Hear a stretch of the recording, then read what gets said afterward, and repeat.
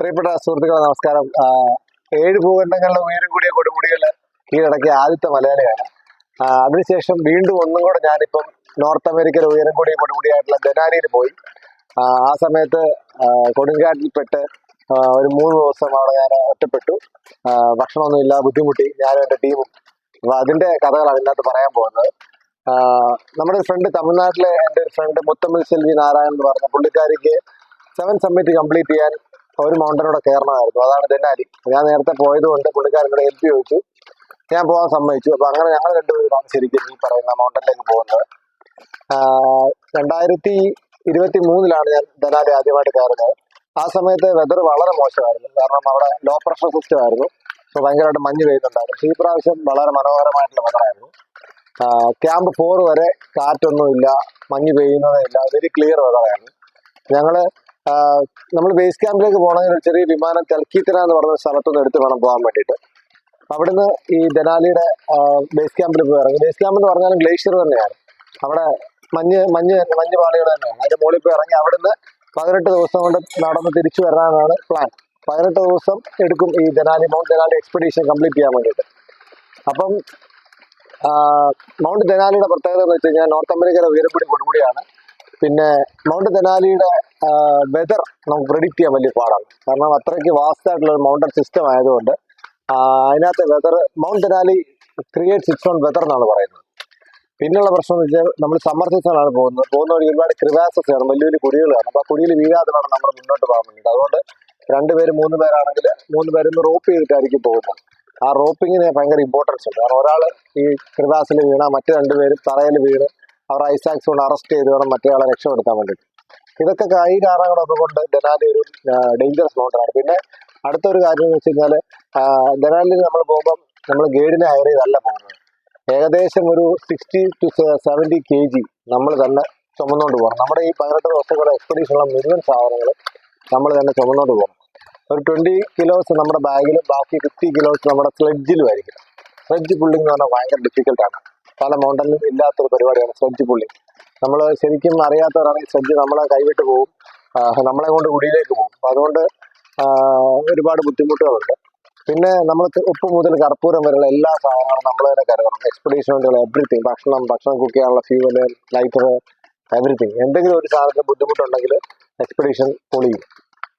ഇതൊക്കെ കൊണ്ട് തന്നെ അഡ്വഞ്ചേഴ്സിന് ഏറ്റവും ഇഷ്ടപ്പെട്ട ഒരു സ്ഥലം കൂടാണ് മൗണ്ട് ദെനാലി. അപ്പം ഞങ്ങൾ മൗണ്ട് ദെനാലിൽ പോയി ബേസ് ക്യാമ്പിലെത്തി. Camp 1, camp 2, camp 3, camp 4 camp 4 14,000 അടിയാണ്.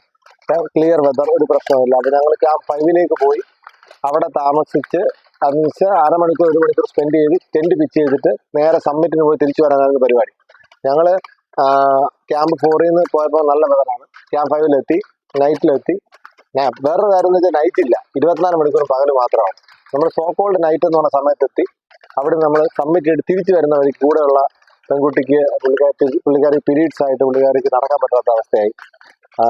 അപ്പം ഞങ്ങൾ ആ ഒരു രാത്രി താഴെ ക്യാമ്പ് 5 ഇവിടെ ടെൻ്റ് ഉണ്ടല്ലോ അവിടെ വരാതെ നമ്മൾ സ്ലീപ്പിംഗ് ബാഗിനകത്ത് തന്നെ കിടന്നു, കാരണം അത് നടക്കാൻ പറ്റുന്നില്ല. പിന്നെ ഒരുപാട് എന്താ പറയുക താഴേക്ക് വരാനുണ്ട്, പുള്ളിക്കാരിക്ക് ബുദ്ധിമുട്ടുകളായി. അപ്പോൾ സ്ലീപ്പിംഗ് ബാഗിൽ രാത്രി അല്ലെങ്കിൽ റെസ്റ്റ് ചെയ്യുന്നത് അത്ര നല്ല പരിപാടിയല്ല, കാരണം ഭയങ്കര കാറ്റടിച്ചുകൊണ്ടിരിക്കുകയാണ്, ചെറിയ രീതിയിൽ മഞ്ഞ് പെയ്യുന്നുണ്ട്. ആ മേളിലത്തെ അവസ്ഥയിൽ ഭയങ്കര ബുദ്ധിമുട്ടായിരുന്നു. അപ്പം ആ രാത്രി അവിടെ കിടന്നു. ഞങ്ങൾ 3 ദിവസത്തെ ഭക്ഷണം എടുത്തിട്ടാണ് ക്യാമ്പ് 4 ക്യാമ്പ് 5 പോയത്, സബ്മിറ്റ് ചെയ്യാൻ പോയത്. ഒരു രാത്രി അവിടെ കഴിഞ്ഞു. നെക്സ്റ്റ് രാത്രി ശരിക്കും നമ്മൾ ക്യാമ്പ് 4 എത്തേണ്ടതാണ്, പക്ഷെ തിരിച്ച് ക്യാമ്പ് 5 എത്തിയപ്പോഴേക്കും പുള്ളിക്കാരി വീണ്ടും വയ്യാതായി. വീണ്ടും ഞങ്ങൾ ആ ക്യാമ്പ് 5 പിച്ച് ചെയ്ത് ടെൻറ്റിനകത്ത് കിടന്നു. അപ്പം വീണ്ടും ഒരു ദിവസം കഴിഞ്ഞു. പക്ഷേ ഞങ്ങളുടെ പ്രതീക്ഷകളൊക്കെ തകർത്തുകൊണ്ട് ആ രാത്രി മുതൽ കാറ്റ് സ്റ്റാർട്ട് ചെയ്തു. പിന്നെ ഞങ്ങൾക്ക് താഴേക്ക് ഇറങ്ങി വരാൻ പറ്റത്തില്ല, കാരണം പല വഴികളും റിഡ്ജസിൽ കൂടെയാണ് നടക്കുന്നത്. ഒരു നേരത്തെ ഒരു സ്ഥലത്തൂടെ നടക്കുന്നത്, 2 സൈഡിലും കുഴിയായിരിക്കും. അപ്പോൾ ആ സ്ഥലത്ത് നമുക്ക് കാറ്റുണ്ടെങ്കിൽ നമുക്ക് ക്രോസ് ചെയ്യാൻ പറ്റത്തില്ല. അതുകൊണ്ട് ഞങ്ങൾ ക്യാമ്പ് 5 തന്നെ നിന്നു. അപ്പോൾ അടുത്ത ദിവസം അത് 3 ദിവസം ഞങ്ങളുടെ ഭക്ഷണം ഏകദേശം തീരാറായി. പക്ഷേ ഭക്ഷണം തീർത്താലും കുഴപ്പമില്ല, ഫ്യൂവൽ നമുക്ക് ഉണ്ടെങ്കിൽ നമുക്ക് വെള്ളം ചൂടാക്കിയാലും ജീവൻ രക്ഷിക്കാം. പക്ഷേ ഫ്യൂവലും 3 ദിവസത്തേക്ക് എടുത്തിട്ടുള്ളായിരുന്നു. അങ്ങനെ ഫ്യൂവലും തീരാറായപ്പോഴാണ് ഞാൻ സാറ്റലൈറ്റ് ഫോൺ നമ്മുടെ ഉണ്ട്, നാട്ടിലെ പലരെയും വിളിച്ചു നോക്കി ഒരു മെസ്സേജ് കമ്മ്യൂണിക്കേറ്റ് ചെയ്യാൻ വേണ്ടിയിട്ട്, ആരും എടുത്തില്ല. പിന്നെ ഞാൻ ഒരു മെസ്സേജ് നമ്മുടെ ഫ്രണ്ടിന് വിട്ടത് പ്രകാരം അവർ പത്രത്തിൽ കൊടുക്കുകയും വാർത്തയാവുകയും ചെയ്തു നാട്ടിൽ. നമ്മളൊന്നും അറിയുന്നില്ലല്ലോ. അപ്പം മെസ്സേജ് അയച്ചിട്ട് രാത്രി നമ്മൾ കിടന്നുറങ്ങി. രാവിലെ എഴുന്നേറ്റപ്പോഴത്തേക്ക് അവിടുത്തെ റേഞ്ചർമാരുണ്ട്, അവര് നമ്മളെ അന്വേഷിച്ച് നമ്മുടെ ടെന്റിൽ വരികയും അതുപോലെ ഇന്ത്യൻ കോൺസുലേറ്റിൽ നിന്ന് മെസ്സേജ് വന്നിട്ടുണ്ട്, നിങ്ങൾക്ക് എന്താണ് ഹെൽപ്പ് വേണ്ടതെന്നൊക്കെ പറഞ്ഞ് ചോദിക്കുകയൊക്കെ ചെയ്തായിരുന്നു. കാരണം അന്ന് രാത്രി ആ റേഞ്ചർമാർ നമുക്ക് കണ്ടില്ല, റേഞ്ചർമാർ ടെന്റ് ഒഴിഞ്ഞു കിടക്കുമായിരുന്നു. അതുകൊണ്ട് നമ്മൾ മെസ്സേജ് അയച്ചത്.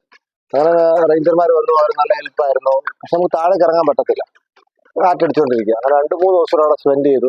അവർ കുറച്ച് ഭക്ഷണമൊക്കെ കൊണ്ടുവന്ന് പുള്ളിക്കാരിക്ക് കൊടുത്തു. പുള്ളിക്കാരുടെ ഹെൽത്ത് ഓക്കെ, ചെറുതായിട്ട് ഇമ്പ്രൂവ് ആയി. അങ്ങനെ 2 ദിവസം 3 ദിവസം അവിടെ താമസിച്ച ശേഷം ഞങ്ങൾ കാറ്റ് കുറഞ്ഞപ്പോൾ താഴേക്ക് ഇറങ്ങി വന്നു. പ്രശ്നം എന്ന് വെച്ച് കഴിഞ്ഞാൽ താഴേക്ക് ഇറങ്ങിയാൽ നമ്മൾ ഫ്ലൈറ്റിൽ കൊണ്ടുവിട്ട സ്ഥലത്ത് തന്നെ നമ്മൾ തിരിച്ചു വന്നു, എങ്കിൽ മാത്രമേ നമുക്ക് ഫ്ലൈറ്റ് കയറി പോകാൻ പറ്റത്തുള്ളൂ. മരണമോ അല്ലെങ്കിൽ അതുപോലെയുള്ള മരണത്തിന് തുല്യമായ പ്രശ്നങ്ങളോ ഉണ്ടാവാതെ ഹെലികോപ്റ്റർ വന്ന് റെസ്ക്യൂ ചെയ്യത്തില്ല അവർ. അപ്പോൾ ഞങ്ങൾക്ക് ആ പ്രശ്നങ്ങളും ഇല്ല. പുള്ളിക്കാരിക്ക് വേറെ പ്രശ്നമില്ല, നടക്കാൻ പറ്റത്തില്ല, ഭയങ്കര തളർച്ച മാത്രമേ ഉള്ളൂ. കാരണം പുള്ളിക്കാരി 3 ദിവസമായിട്ട് ഭക്ഷണം കഴിക്കുന്നില്ല, ഉറങ്ങുന്നില്ല, ബാത്റൂമിൽ പോകുന്നില്ല, അങ്ങനത്തെ ഒരു അവസ്ഥയിൽ നിൽക്കുക. അങ്ങനെ ഹൈ ആൾട്ടിറ്റ്യൂഡിലെ പ്രശ്നങ്ങൾ ഉണ്ടാവാം. പിന്നെ പുള്ളിക്കാരി എങ്ങനെ ബേസ് ക്യാമ്പ് വരെ എത്തിക്കും എന്നുള്ളതാണ് എൻ്റെ ഒരു ബുദ്ധിമുട്ടായിട്ട് എനിക്ക് തോന്നിയത്. അങ്ങനെ ഞാൻ വളരെ മോട്ടിവേഷനായിട്ടും ചീത്തവിളിയും ഒക്കെ ആയിട്ട് പുള്ളിക്കാരിയെ പതുക്കെ ഓരോ ക്യാമ്പിനും അടുത്ത ക്യാമ്പിലേക്ക് കൊണ്ടുവന്നിട്ടാണ് ബേസ് ക്യാമ്പിൽ എത്തിയത്. അതിനുശേഷം വെതർ ക്ലിയർ ആയതുകൊണ്ട് അപ്പം തന്നെ വിമാനം വരികയും ഞങ്ങളെ അവിടുന്ന് തിരിച്ച് മനുഷ്യവാസമുള്ള സ്ഥലത്തേക്ക് കൊണ്ടുപോവുകയും ചെയ്തു. ശരിക്കും ഞാൻ ഈ പറയുന്ന മെസ്സേജ് അയച്ച് നമ്മൾ അറിയുന്നില്ല ഇതുപോലെ നാട്ടിൽ കാര്യങ്ങൾ സംഭവിക്കുന്നുണ്ടെന്ന്. പിന്നെ അറിയാൻ കഴിഞ്ഞത് മുഖ്യമന്ത്രി പ്രധാനമന്ത്രി കത്തയച്ചു, സുരേഷ് ഗോപി ഇടപെട്ടു, ജോർജ് കുര്യൻ സാർ ഇടപെട്ടു, ശശി തരൂർ ഇടപെട്ടു, ഞങ്ങളുടെ ആൻഡമാൻ MP ഇടപെട്ടു. പിന്നെ അറിയാത്ത 100 കണക്കിന് ആൾക്കാർ ഇടപെട്ടു. പിന്നെ മനസ്സിലായത് നാട്ടിൽ ഇത്ര പ്രശ്നം ഉണ്ടാകുന്നു, നാട്ടിൽ ഇതൊരു വാർത്തയാണെന്ന് അറിയാൻ നമുക്ക് വേറെ വഴിയൊന്നുമില്ല. ഫോണില്ല, സാറ്റലൈറ്റ് ഫോൺ ഞാൻ മെസ്സേജ് അയച്ച് അപ്പം തന്നെ ഓഫ് ചെയ്ത് വെച്ചു. കാരണം SOS അയക്കാൻ വേണ്ടി യൂസ് ചെയ്ത് എൻ്റെ ചാർജ് കളയാൻ പറ്റത്തില്ല, ഒരു വിവരവും ഇല്ല. പക്ഷെ തിരിച്ചു വന്നപ്പോഴാണ് നാട്ടുകാർ ഇത്രയും പ്രാർത്ഥിച്ചെന്നും എല്ലാവർക്കും ഇത്രയും സ്നേഹം ഉണ്ടായിരുന്നും ഒക്കെ മനസ്സിലായത്. അതൊരു വല്ലാത്ത അനുഭവമായിരുന്നു.